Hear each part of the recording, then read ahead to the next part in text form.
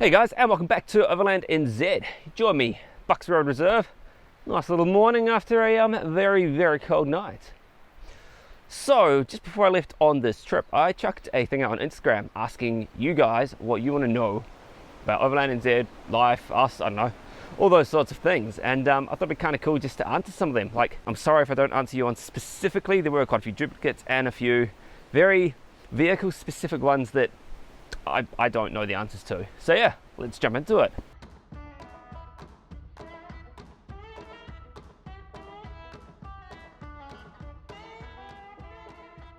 So Sean Torti asks, what is the basic equipment you should have with you at all times while overlanding? I guess in terms of like recovery gear and stuff.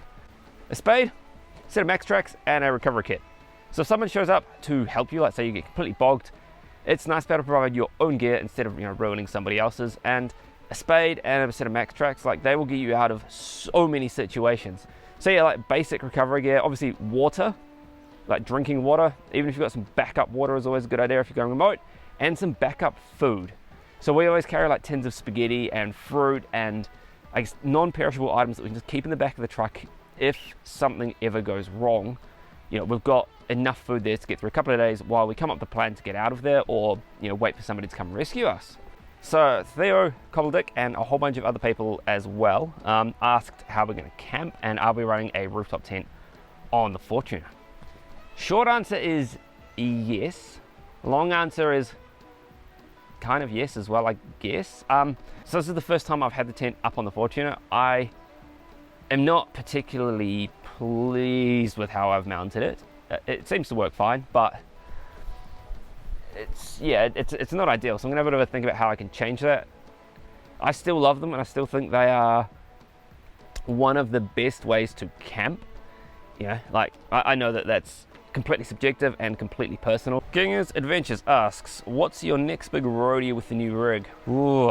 So we were planning on doing a huge trip in it in March. Unfortunately, due to a couple of family reasons, that never happened. Which is a bit disappointing, but it's one of those things that you get a kid and life, I guess, gets in the way sometimes. So that's all good. I don't know what our next big trip's gonna be. I'm aiming to head down south in winter this year to do something I've been wanting to do for the last, what would it be now, 8 years? So that might be the first kind of really big trip for this. Like we just did a family trip sort of around the North Island. It wasn't an off-road trip or anything, but we put about 2,000 Ks on it, just cruising around. So it has been places.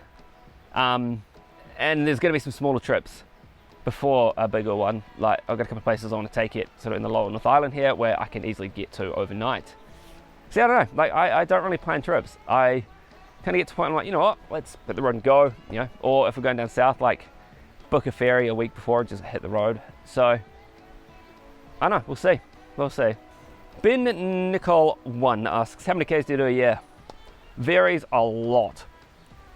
But generally, what we do, 25,000 Ks a year maybe? And a lot of it is like driving to the places, like you spend a lot of time on the highway, just cruising to where you need to be, and it's nothing to put 2,000 Ks on the vehicle on a sort of medium-sized trip that we do. I've had this now 3.5 months, and it's just about to stick over 5,000 Ks, so it adds up pretty quickly. Like I'm probably using this a little bit more at the moment because it's new and exciting, but yeah, we do tend to do quite a few Ks. So Conrad Cook asks, what to do when starting out and how to choose your first destination. My best advice would be pick something, I don't know, it depends which island you're in, but like pick something kind of easy graded and go. Fill your truck up, chuck a tent in the back, take some sort of cooking thing and some like big water bottles and just go and give it a shot. Like it doesn't have to be a multi-week massive trip. It can just be like 2 or 3 nights or even a night, I guess. Just going to find some cool spot and have a look and finding out what you enjoy and the style of travel that you want to do. A lot of people do overthink it, and like I know it's easy to look at, say like us with this truck and all this gear on it, and like it's very easy to be put off by that stuff, but you don't need all of this stuff. Like we started out in touring the back of 4Drive, what would it be, 2015 maybe, 2016, somewhere around there. I had a basically stock Hilux Surf I put a set of AT tires on it, and we slept in the back. We had like, you know, those 1.5 litre pump bottles, and we had a ton of like hiking cooker thing, which was terrible, and we did 2.5 weeks down south. It was incredible, and I still rate that as like one of the kind of best trips that we did. Like, it wasn't a massively off-road trip because I had no idea what I was doing, but the places that we went were amazing. And one little plug, like, if you haven't seen it, Overland Navigator, if that focuses. So that's got a list of all the tracks that we've explored around New Zealand, plus a bunch submitted by other people, all graded from like gravel road, sort of scenic route, up to, you know, something a bit harder. It's on iOS and Android, so you can basically go to the App Store, download it, it's free, and hopefully you can find something on there that kind of inspires you to go, you know, and try something out. More Real 92, hopefully I got that right, asks, anything in particular you like doing to wash down the car after going on an adventure? Yeah, so, yeah, I spend a lot of time on the beach, and as everybody knows, the beach is pretty sandy and salty. What do I do? So, like, I've kind of got a bit of a ritual, especially when I'm like off-road. I get home and start just by washing the car. That's always a good place to start. It lets you see any new, like, you know, stone chips and stuff you picked up that you can take care of. And then I get under there with the hose and basically shove in all the chassis rails, like all the little holes, and get crap tons of water flowing through it. I then basically flood the underside of the car with the hose. So, like, take the spray thingy off and just use a heap of water. And then if I've been, I don't know, so I've been on the far north for, you know, a while, I'll just set the garden sprinkler up and over, I don't know, a couple of hours, just move it around and try and get as much salt as humanly possible out of it. And one thing that I've seen heaps of people forget is the engine bay. So I just take the hose, chuck the mister on it. Like, you don't want to spray the water at stuff, but you can just hose the engine bay down. I do it all the time to try and get the mud and, you know, stuff out of there and stop it from rusting. So Deep South D-Max, a Hunter's Will, oh, there's a couple of others in here, where'd they go? Off-road and Harleys. Yeah, so they basically all asked about traveling with a kid, as we've recently, well, in the last year, started doing so. So to be brutally honest, we haven't actually done that much overnight travel with him. Without going into, I guess, too much detail, it's been a very difficult period with him, which is fine, you know, these things happen, and we haven't managed to get away quite as often as we were hoping. We have done 3 trips with him now. So the first trip we did was down south when he was like 2 months old. We didn't camp just because it was getting cold and babies like their room to be ridiculously hot. And I kind of went out and did some four-wheel driving, and then other days we did family stuff. There wasn't a heap there. I think his first off-road trip was about 6 months old, and we did Wellington, over the Wairarapa. I got 3 vehicles stuck by going down a bank where I probably shouldn't have, and home, and that was about an 8-hour day in the car, and he loved it. Like, it was challenging getting home. Like, it was finished, and if I hadn't got everyone stuck, we would have cut off probably 2 hours of the trip, and it would have been sweet. But yeah, he had a great time. Like, he was only 6 months old, didn't really get what was going on, but he enjoyed being in the car, and yeah. And then we've done a few like day trips since then. I took him out a month or two ago now, and we went to find the seals around Palliser, and, you know, did some beach stuff, and yeah, he had a great time. And then yeah, we recently did a family trip up north. Wasn't a super off-roady one, but me and him went out and did sort of some basic like backcountry gravel roads, and he seemed to enjoy it. Like, he likes being in the car, which really helps, and he likes, you know, getting out and having a look around wherever we end up. So in terms of where he sleeps, I kind of mentioned it before, we have been taking a ground tent with us. I think next time we're going to try him in the rooftop tent, see what happens. Like, we'll just do a real short trip and see if it works or not. Like, when he was little, it's far too dangerous, but now he's gotten much bigger. You know, maybe it's safe enough. We're still trying to decide. Like, you know, we don't want to take any unnecessary risks. And yeah, in terms of just traveling with a kid in general, like, go with the flow. Don't plan to do a heap, because like, you kind of plan some things and then you're like, cool, that's gonna be 5 hours on the road, but you need to stop for 2 hours for lunch, and everything takes far longer. Like, you just have to kind of accept that, and I struggled with that at first, but now we've kind of got the hang of this, kind of. It's far easier just to go, oh, we'll get there when we get there, and, you know, try not to plan too much in a day to make sure that we can kind of like let him have a sleep, feed him, and be at a camp early enough in the evening that he's got enough time to run around and have dinner and have a bath, and just kind of, I guess, keep that routine like we have at home.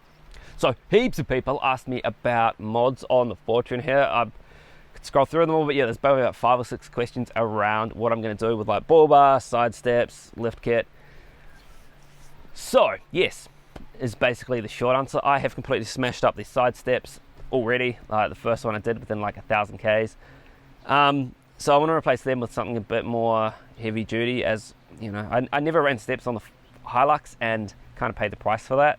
This time I'm going to have something, and I kind of need the steps, like the kid needs to get in and out, and when you've got to strap into a seat and stuff.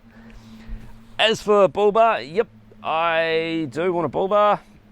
I think, kind of, maybe, I don't know. Part of the reason I bought the facelift is I like the facelift, but I know that that front bumper is going to take a pummeling, and while I don't necessarily think a winch is necessary, I also realize that, especially with a kid, having any extra backup item like that can be very, very useful in case something happens. So I'm going to get a bull bar, I'm going to get some side steps. It's coming down to what I'm prioritizing though. So for me, a bull bar and like, you know, some rock slidery steps aren't super high on the priority list. I have prioritized, I guess, the sort of touring and camping side of it, hence the 12 volt setup with the like whole water system. You know, I've got my ATs on there, I've got some wheels, and if I can get some suspension, then some suspension will be going in there. It comes down to what you prioritize, and I, to be completely blunt, don't have the cash to do a bull bar right at the moment. So that will be happening at some point, like maybe part 2 or something of this build. For now though, like, it's completely functional and it works. You know, I've got the side steps on there. They will take a little bit of punishment. Building a vehicle isn't what excites me. I love using them and driving them and exploring in them, and I want to do the bare minimums to be able to go out and do that.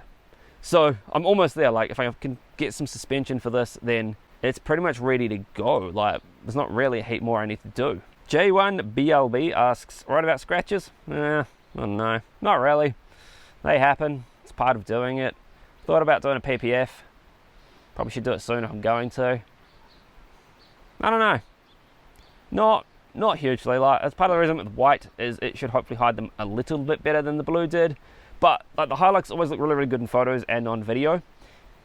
Up close though, like, it had been used. Like, there were pinstripes all over it. There were little dents, stone chips. Like, you know, I didn't hold back on that after, I guess, the first time I plowed it through the bush by accident. I was like, oh well, done now.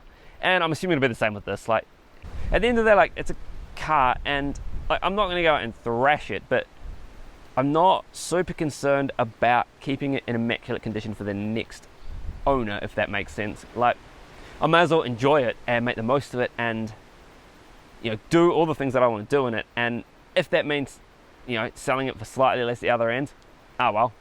Realistically, is it going to knock that much off? I don't know. You know, I've never had an issue selling a vehicle with, you know, bush rash and stuff all over it. Ben Hargreaves 01, would you do an event like a day trip or overnight for Patreons? Yes. So I was wanting to do that last year. I just couldn't get the brain space to do it. This year, watch Patreon trip. I'm not really sure where yet, but I'll put details together. Maybe we'll plan something out on Patreon. But yes, we're going to do that. I'm super keen, and I've been wanting to do it for a long time. Let's make it happen. Harry Clegg asks, snorkel on the Fortuner? Yep, absolutely. I don't want one, but I don't want to like dunk the front in water and drown the engine in the middle of nowhere. So yes, snorkel's going on sometime soon, hopefully. Ollie Duncan Artor, I've made a mess of that. Do you miss your Prado? I did, right up till I bought this. The Prado was my favorite four-wheel drive I've ever owned, right up till I got this car. The Fortuner has overtaken it. I've got to be completely honest, but yeah, I miss that Prado. Like, it was awesome. It was really good off-road. It was super comfy on-road. It was relatively efficient, kind of. It just was horrendously unreliable. What basic mods to get most places? Lift kit, winch. This is Rust Moldy. Tires. Lift kit can be useful, I guess. Not necessarily required, but can be useful. Winch. I don't know. I had one on my Hilux for 18 months, and I used it 4 times. Admittedly, when I needed it, but I barely used it. Recovery tracks, max tracks, they're probably my go-to thing now. They are so much easier than a winch. But like, yeah, don't overthink it. Like, obviously depends where you're going. Another vehicle can be very useful too. So Mac I'm here asks probably the most thought-provoking question here. Climate conscious at all? If so, how is this settled? Absolutely. Like, you know, I love getting out into nature, and part of that is you know, like part of that comes down to the climate and stuff, and you know, I guess the long-term damage that is happening to it. How is it settled? This is a very tricky one. This is where my love of cars and my concern for the environment, it's a balancing act. Like these days, you know, we've made a couple of changes at home where like we tend to walk a heap more.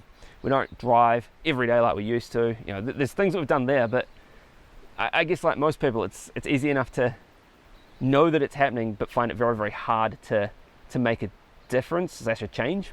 And you know, obviously taking vehicles long distances and through, I guess, off-road environments can be detrimental to, you know, those places. And it's, I guess, trying to minimize that as much as humanly possible to make sure that, you know, these places are around in the future and that things that are disappearing stop. You know, as one person, obviously, like you can't make that much difference, but collectively is where it matters. Jaden Goldsack asks, fortune or cons? It's kind of 3. So I've had this for 3.5 months, put about 5,000 Ks on it. It's 3 that jump to mind. Number 1 is they're not super common, so they're not hard to get parts for, but you do have to kind of order certain stuff in. Like I've been waiting on rear shocks for 3 months now. Yeah, and because they're kind of rare, no one knows what they are. And I remember, where was I? I was heading the beach out of the Wairarapa somewhere, and this dude came running up to me and said, mate, you can't go on the beach, like you need full drive and low range. And I was like, yeah, I've got full drive and low range. And he's like, oh, do you? And I was like, yeah. And he goes, oh, I thought it was just like an SUV thing. And number 3, like I knew this buying it, and it's a pro and a con, but they are quite small. I know that they look kind of big, but compared to a Hilux, I kid you not, they're about half a meter, maybe a little bit more shorter. And for day-to-day use, that is brilliant. For packing a family, there's a few compromises there. Yeah. But yeah, no, I kind of love this thing. Like, it's everything that I wanted it to be, which is awesome. Actually, one other con, the boot. Electric boots, man. It's brilliant in the city when you just like got your kid and your stuff, but the second you get out to camp, like last night, it's like 11 o'clock at night, and I was like, I left my water bottle. Go down and it goes beep, and yeah. I wish I could get a manual boot on one of these, but you can't, so it is what it is. So Kiwi Outdoors Dad asks, where do we see the Overland NZ brand in 5 to 10 years? I've got no idea, to be completely honest. Hopefully, this can be like my full-time job and can get out and explore far more often, but we'll see. Like the realities of this are, it is difficult to make enough money to like pay the mortgage and the bills and all that sort of stuff. My goal has always been basically to inspire people to get out and explore New Zealand, and that's kind of still the underlying thing of everything that we do. So, you know, where do I see it in 5 years? I'm hoping that, you know, we can be one of those sources of inspiration for Kiwis and hopefully overseas people to come here and explore New Zealand and see, I guess, the stuff that you don't tend to see on your sort of standard touristy routes. So Trail Dogs, and probably the final question. Trail Dogs asks, packing for both your gear, bub strollers, sleeping gear, endless stuff, etc, etc. Yeah, it sucks. It really does. So part of the reason of going to this car was that we'd get more room. I'm not convinced I've solved that, I'll be brutally honest. Day to day, this is awesome. Like, I don't have anything in the boot just as a daily car, so the pram can go in there and stuff. When we go away though, we've just given up on taking the pram. Like, thankfully the little dude's walking now, and we can just take like a front pack for those very few times that we need to go further than what he can walk. Yeah, so it's really, really hard, and we still haven't really figured out exactly what we're doing. So I haven't really mentioned this anywhere yet, but why not here? It'll be on YouTube a couple of weeks from now, but more of a rundown. But I did buy a trailer. It's not an off-road trailer, but it's a trailer for carrying gear. We tried it out on our family trip a couple of weeks ago. It went surprisingly well, so that might be making more of an appearance. Yeah, I'll explain more later. I know when we went down south last year with him and we took the pram and the porta cot and all of our gear and all my camera gear and stuff like that, like, we had the roof bag on top of the Hilux, the tub was full, the inside of the cab was full, it sucked. You know, kids come with so many things, and if I ever figure out how to do it with one vehicle, I'll let you know, but it is basically jam everything in and hope for the best. Alrighty, so that wraps this up. I'm sorry if I didn't answer your question. As I mentioned, some of them are really specific and I don't know the answers, and others, you know, there are heaps of people just ask kind of the same thing. Hopefully this has been interesting. Like any other questions, chuck them down below and I'll do my best to answer them in the comments. So yeah, please remember to hit that subscribe button, hit the like button if you enjoyed this, and if you are into Patreon and maybe want to join us on a trip, it's a couple of bucks a month and it helps support us create more content. You know, all of the funds in that go towards the trips. So I want to make that clear, like nothing goes towards this vehicle and nothing goes towards, I guess, funding and building this. It's all to get out and do these trips and produce this content. Thanks heaps for watching. I'll catch you next time on Overland NZ.